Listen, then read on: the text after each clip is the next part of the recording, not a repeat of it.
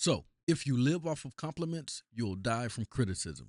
The moment your inner value or your self worth becomes dependent on outside validation, just know you hand other people control of your emotional state. Here's the reality: compliments and criticisms can come from the same source. And here's what's dangerous about that: if someone's praise can make your day, their criticism can ruin your day. Now, I'm not saying that we should appreciate compliments and criticisms. I'm just saying we shouldn't be consumed by them. That's all. You probably shouldn't build your identity on public opinion. Public opinion changes like the weather. Please understand this: the crowd that applauds you today can ignore you tomorrow. So you got to build your identity on something bigger than an applause.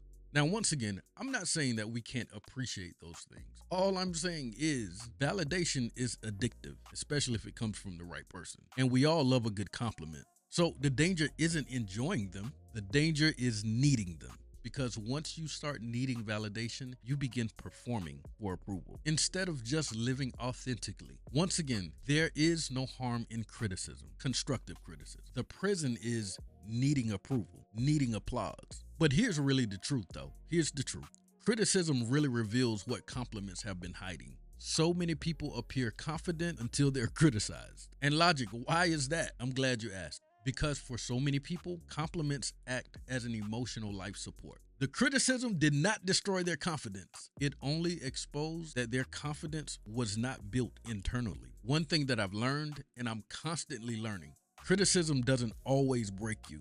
Sometimes it just reveals what was never strong to begin with. And we all know the internet made this problem much worse because people like Logic sometimes measure their self-worth on likes, followers, views, comments, and shares. I ain't this bad no more, but I can receive 1,000 compliments. But that one negative criticism, I'm online looking for an address. Please hear me clearly. When your identity lives in the hands of strangers, peace becomes impossible.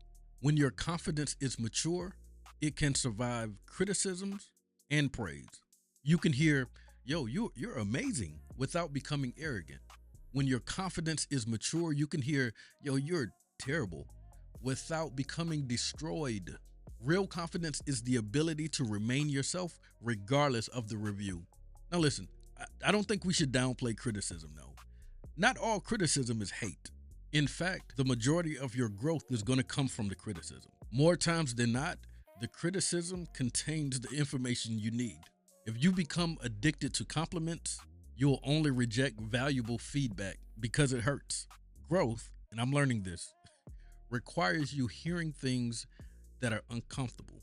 And really, the people who grow the most are the ones who are least afraid of hearing what they need to hear. So, my friend, we can't let our value fluctuate with public opinion. You, you. You were valuable before the compliment. You were valuable after the criticism. Nothing fundamentally changed. Only someone's opinion changed. Please hear me out. Good or bad, the opinion can describe you. The opinion cannot define you. So, if compliments make you feel alive, criticism will eventually feel like death. But when your worth comes from within, compliments just become appreciated. Criticism just becomes information. At the end of the day, neither one of them has the power to control you. So, in closing, here's the goal. Here's the goal. Or should I say, here's what's not the goal. The goal isn't to avoid criticism, just to become bigger than the criticism. Ladies and gentlemen, please do not rent your self-worth to people whose opinion can change tomorrow. Much love.